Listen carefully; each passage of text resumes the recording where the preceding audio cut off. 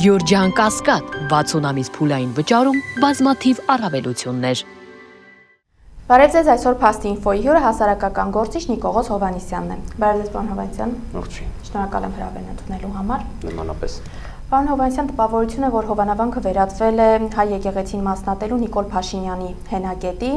նա պատրաստվում է հաջորդ կիրակի եւս այնտեղ պատարագի մասնակցել։ Ինչ է սա նշանակում եւ ուր է այս ամենը տանում։ Փաստացի ստացվում է այդպես, որ Հովանավանքը հիմա ուզուրպացված է։ Այսինքն բռնագրավված է մի մարդու կողմից կամայականորեն, ով որ դուրս է հայ եկեղեցուց, հեռացված է հայ եկեղեցուց։ Խոսքը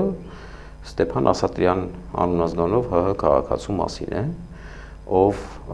կարգալույց հռչակվեց հայ առաքելական եկեղեցու կողմից։ Ստեփան Ասատրյանը հրաժարվեց հոգևորականներին հանձնել Հովանավանքի բանալիները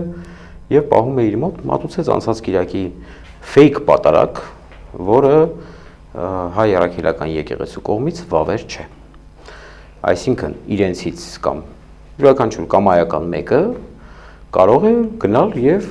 այդ ծիսակարգը անգիր եթե գիտեր կամ կարդալով աներ։ Դրան մասնակցեցին երկրի ղեկավարությունը, գլխավոր գերագույն գլխավոր, այսպես ասած, ղեկավարությունը, բայց ելի միևնույն է այդ մասնակցությամբ ոչ մի բան չփոխվեց։ Պատարագը ֆեյք էր, քահանան ֆեյք էր, մասնակիցները անտեղյակ կամ իմանալով եկած ժողովուրդ կամ բերած ժողովուրդ ավելի ճիշտ, sense ասած,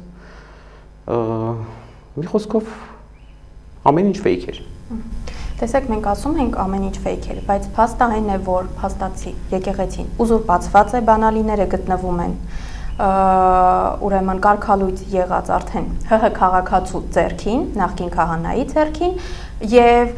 Հովանավանքի հոգեվոր հովիվը չի կարողանում այնտեղ պատարագը անցկացնել։ Համաձայն եմ, այո, բայց երբ որ գնում ես այնտեղ, այսինքն քահանաները երբ որ այցելեցին եւ բանալիները խնդրեցին եւ թուղթը տարան, որ այլևս պետք է ազատեք վանքը, մի քանի քահանա, մի քանի հոգեվորական միջամտեցին անմիջապես ոստիկանները, որոնք որ ուղարկված էին հսկելու քաղաքացի Ստեփան Ասատրյանին եւ թույլ չտվեցին հոգեվորականներին մտնել։ Այստեղ արդեն ավելի սրվում է եկեղեցի պետություն հարաբերությունները, որովհետեւ պետությունը իրավունք չունի միջամտելու եկեղեցու ներքին գործերին եւ ներքին կարգ ու կանոնին։ Տեսեք, այստեղ նաեւ մի էսպիսի իրավիճակ է ստեղծվում։ Բացացի Ստեփան Ասատրյանը այս ընթացքում պսակադրություն է իրականացրել, կնունք է իրականացրել, եւ գիտենք նաեւ, որ նման արարողություններից հետո հատուկ վկայական է տրվում, որը սովորաբար տալիս է թեմի առաջնորդը։ Այս դեպքում այն քաղաքացիները, ովքեր պսակադրվել են կամ կնքվել են, դրանք համարվում են պսակադրված եւ կնքված Աստծո առաջ, թե ոչ, եւ այդ վկայագրերը նրանց տրվելու, թե ոչ։ Նախ սկսեմ մի խորհուրդ մեր քաղաքացիներին։ Ստեփան Ասատրյանը իրավունք չունի որևէ արարողություն կատարելու։ Ստեփան Ասատրյանը Հայաստանի Հանրապետության սովորական քաղաքացի է, Ստեփան Ասատրյանը չունի կարգ եկեղեցական, այդ կարգը նրանից վերցվել է, ով որ տվել էր այդ կարգը իրեն, հենց ինքն էլ վերցրել է այդ կարգը իրենից, եւ յուրաքանչյուր, եթե մեր քաղաքացիները կուզեն, որ սովորական քաղաքացիական անձ իրենց պսակադրությունը կատարի, թող կամ մկրտությունը կատարի, թող գնան, յուրաքանչյուր մեկը կարող է այն կատարել։ Այդ ամենագլխավորը։ Երկրորդ Ստեփան Ասատրյանի որևէ արված, ձեռքով արված որևէ խորհուրդ, դա կլինի պսակի խորհուրդ, կլինի մկրտության խորհուրդ, պատարագի խորհուրդ եւ այլն, վավեր չէ հայ առաքելական եկեղեցու կողմից։ Ես մի անգամ տեսանյութերից մեկում տեսա, որ երբ հարցրեցին, ասացին մկրտության վկայական է պետք կամ պսակի վկայական է պետք, կարող եք տալ, նա ասաց այո, կարող ենք տալ, տալու ենք։ Դա սուտ է, որովհետեւ մկրտության եւ պսակի վկայական հայ առաքելական Սուրբ եկեղեցում տրվում է մայրաթոռի կողմից, Ուղարկվում է թեմ Արագածոտնի հետևյալ դեպքում, Արագածոտնի թեմի առաջնորդի կնիքով եւ ստորագրությամբ վկայականը տրվում է Հայաստանի Հանրապետության քաղաքացիներին, ովքեր մկրտվել կամ պսակվել են։ Հետևաբար Ստեփան Ասատրյանի անուղղակիորեն կամ ուղղակիորեն տրված ցուցմունքների հիման վրա այժմ կալանավորված է 2 ամսով թեմի առաջնորդը, ով վստահաբար չի տա Ստեփան Ասատրյանին իր արած մկրտության կամ պսակի համար վկայական։ Հետևաբար մեր Հայաստանի Հանրապետության քաղաքացիները, ովքեր որ մկրտվում կամ պսակվում են այնտեղ, չեն ունենա այդ վկայականը։ Տեսեք, բայց ցավալիորեն գործող իշխանությունները Ստեփան Ասատրյանի օրինակով ցույց են տալիս, որ ՀՀ քաղաքացին, ով քիչ թե շատ ծանոթ է տիսական արարողակարգին, այսպես ասած, կարող է մտնել եկեղեցի եւ այնտեղ այսպես չգիտեմ մկրտություն անցկացնել, պսակադրություն, պատարակ մատուցել, լավ, մինչեւ երբ է սա շարունակվելու։ Սա աղետ է իրականում, որովհետեւ միշտ հայ մարդը, գիտակից մարդը հարգանք է ունեցել հայ եկեղեցու ծիսակարգի նկատմամբ, հոգևորականի նկատմամբ եւ հայ եկեղեցու նկատմամբ։ Այժմ այն ինչ որ անում են այս մարդիկ, դա տանում է այն ցավալիորեն այն աղետի սրացմանը, որը որ կոչվում է հասարակացնել եւ պլենտուսի մակարդակի, շրիշակի մակարդակի իջացնել այդ ամենը, որովհետեւ մենք միշտ այն գիտակցումն ենք ունեցել, որ պսակի խորհուրդը սուրբ է, մկրտության խորհուրդը սուրբ է եւ մարդիկ երկյուղացությամբ են մոտեցել։ Իսկ այժմ կամ պատարակի նշխարը, պատարակի հաղորդությունը, երբ որ դու հաղորդություն ես ստանում, դու արդեն պիտի գիտակցես, որ դա Քրիստոսի մարմինն ու արյունն է, որը տրվում է քահանայի կողմից։ Իսկ այն մարդը, որ արդեն այլևս աշխարհիկ է եւ իրավունք չունի այդ արարողություն անելու, հետեւաբար դա պղծություն է համարվում։ Բայց այս պարագայում մենք տեսանք, որ Կիրակի օրը Հայաստանի գործող վարչապետը, իշխող վերնախավի ներկայացուցիչներ եւ քաղաքացիներ, Հայաստանի Հանրապետության քրիստոնյա քաղաքացիներ փաստացի մասնակցել են կարգալույծ եղած քահանայի արդեն ՀՀ քաղաքացի, սովորական քաղաքացի Ստեփան Ասատրյանի մատուցած պատարագին։ Մենք Կիրակի օրը շատ զավեշտալի դեպքերի եւ դեմքերի ականատես եղանք Հովանավանքում։ Ես Կիրակի օրը տեսա այնտեղ անհավատ նախարար։ Ես Կիրակի օրը տեսա այնտեղ բացարձակ հայ եկեղեցու կարգից անտեղյակ պաշտոնյա։ Ես Կիրակի օրը տեսա այնտեղ ձախ ձեռքով խաչակնքվող նախարար։ Ես Կիրակի օրը տեսա այնտեղ ագրեսիվ եւ քֆուրչի ժողովուրդ։ Դա մասնակցություն չարժեր ասել, որովհետև դա ընդամենը, չգիտեմ, դա իմ կարծիքն է, ուղղակի բերված ժողովուրդ, որովհետև մարդը, այո, կարող է լինելով վարչական ռեսուրսի տեր, մեծ վարչական ռեսուրսի տեր, հայտարարի, որ գնում է այսօր ինչ օրը պատարակի եւ հələ որ թող փորձվի որևէ մեկը չգնա։ Այսինքն Ալավերդիից կամ Ստեփանավանից ավելի ճիշտ բերված մարդիկ, Թալինից բերված մարդիկ, Իջևանից բերված մարդիկ, Երևանից Արտաշատից Էջմիածնից բերված մարդիկ, սա վկայում է այն մարդիկ, ովքեր որ առաջի անգամ էին լինում Հովանավանքում։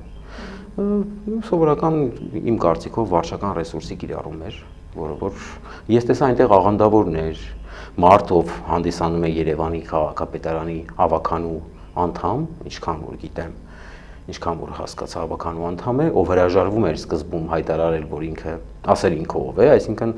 երևի մարդը այնքան էր անկարևորում իր անձը, որ չէր ուզում ասել, բայց հետո պարզվեց, որ աղանդի ներկայացուցիչ է։ Լավ, իսկ Նիկոլ Փաշինյանի կառավարությունը ինչ նպատակ է հետապնդում, թույլատնելու հայ առաքելական եկեղեցին, դրա հեղինակությանը հարված հասցնելու, փորձում է իշխանություն սահմանել հայ առաքելական եկեղեցու նկատմամբ, թե վերաձևել եկեղեցի պետություն հարաբերությունները։ Սա մի քիչ ավելի խորը տեղեր է գնում, երբ Փաշազադեն հայտարարում է, որ Ադրբեջանի կրոնական ղեկավարը հայտարարում է, որ հայ եկեղեցին սպառնալիք է Կովկասի երկրների համար, տարածաշրջանի երկրների համար, ավելի ճիշտ, Դրանից անմիջապես հետո եւ ուզում են վերականգնել Էջմիածնի եւ Երևանի ղազիթները ըստ իրենց եւ դրանից հետո անմիջապես սկսվում է ճնշումներ հայ առաքելական եկեղեցու նկատմամբ։ Պատահականություն է արդյոք։ Չի ասի։ Դրանից հետո Նիկոլ Փաշինյանը հայտարարում է, որ եկեղեցին ճուլաններ են վերածել։ Այդպիսով վիրավորելով բազում քրիստոնյաների քրոնական զգացմունքները։ Դրանից անմիջապես հետո հետևում են էլի հայտարարություններ Փաշազադեի կողմից եւ դրանից հետո ավելի շատանում են եւ ճնշումներն ավելի են մեծանում։ Երկու ամսով կալանավորվում են Միքայել եւ Բագրատ Սրբազանները, հետո Միքայել Սրբազանին 2 տարի կալանք են տալիս, Բագրատ Սրբազանը դատվում է 17 արդարների հետ ոչ մի բան չապացույցված ինչ-որ մի բանի համար, մի քահանայի, սուտ քահանայի ցուցմունքի հիման վրա 2 ամսով կալանավորվում է թեմի առաջնորդ Մկրտիչ Սրբազանը, Տեր Գարեգինը Մուղնի Սուրբ Գևորգ եկեղեցու հոգևոր հովիվ ճնշումները սկսում են հոգևորականների նկատմամբ, ձերբակալություններ եւ այլն, խոզարկություններ եւ այլն, սա հայ եկեղեցում ամենանվաստացուցիչ բաներից մեկն է, այսինքն հայ եկեղեցին նույնիսկ թաթար մոնղոլների արշավանքների ժամանակ նմանատիպ բաների չի ենթարկվել, նույնիսկ կոմունիստների ժամանակ, երբ որ, բայց միշտ պետք է իմանան այս մարդիկ, որ եկեղեցին այն կառույցն է, որը որ դարերի ընթացքում ենթարկվելով ասպատակությունների 1700 տարի է կուռ եւ կանգուն կանգնած է եւ նմանատիպ հողմերը, փոթորիկները կգան ու կգնան, եկեղեցին կմնա կանգնած։ Սա եկեղեցին ենթարկեցնելու, սա եկեղեցին ճնշելու փորձեր են,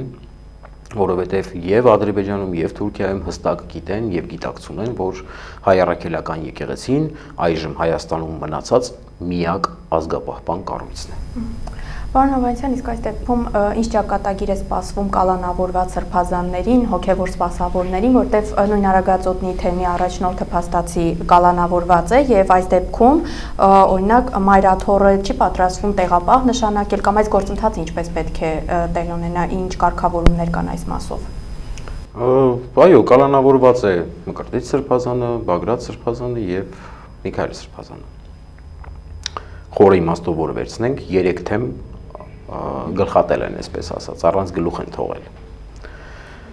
Հայ եկեղեցին ունի փոխարինող եպիսկոպոսներ բնականաբար, բայց հայ եկեղեցին, այո, կնշանակի տեղապահով կկատարի պարտականությունները թեմի առաջնորդի, բայց մենք վստահ ենք, որ մի օր արդարությունը վերականգնվելու է եւ կալանավորված սրբազանները ամեն մեկը վերադառնալու է իր թեմ կարգավորելու իր թեմի ներքին գործերը։ Պարոն Հովհաննիսյան, վերջին շրջանում նաև համացանցում օրինակ քննարկումներ են ծավալվում Նիկոլ Փաշինյանի Վատիկան կատարած այցի մասով եւ օրինակ հարցեր են բարձրացում քաղաքացիները, թե ինչու Վատիկանում չփորձեցին սաստել Նիկոլ Փաշինյանին, որը իրենց քույր եկեղեցու նկատմամբ նման ռեպրեսիաներ է կիրառում։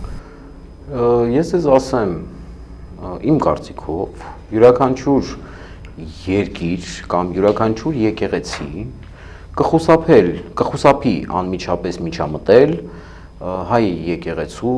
եւ Հայաստանի պետության ներքին գործերին, որովհետեւ վստահաբար կստանան այսօրվա ղեկավարից մեկ պատասխան, դա մեր ներքին գործն է, մի խառնվեք։ Այո, կարող են դատապարտել ձերբակալությունները եւ արել են, եղել են դեպքեր, երբ որ դատապարտել են ձերբակալությունները, եղել են դեպքեր, երբ որ կոչ են արել ազատ արձակել ձերբակալվածներին, եղել են դեպքեր, երբ որ կոչ են արել չճնշել հայ եկեղեցին, որովհետեւ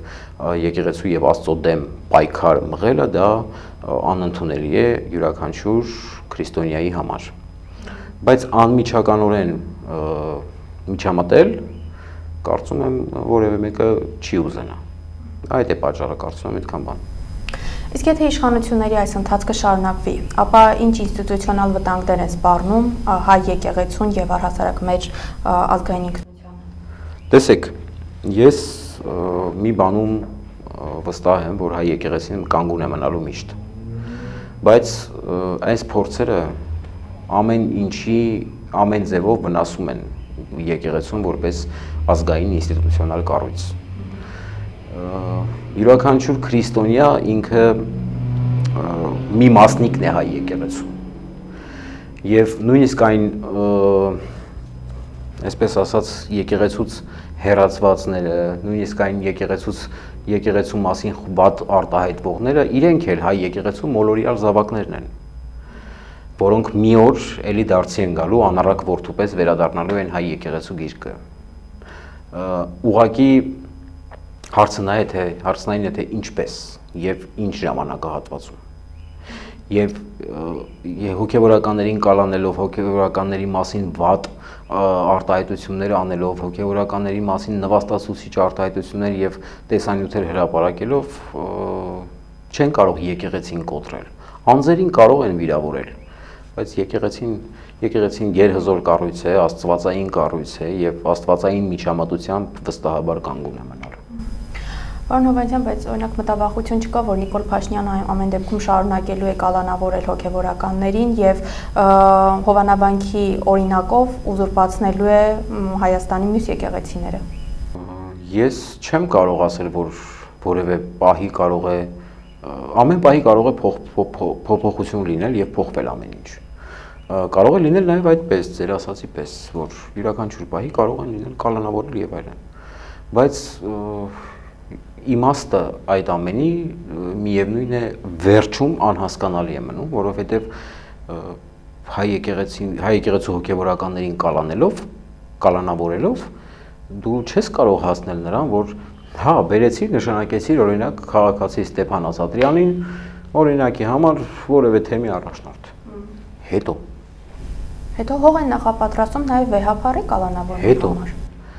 Վեհափառին կալանավորեցին, օքեյ, կալանավորեցին, վեհափառին տարան բանտ։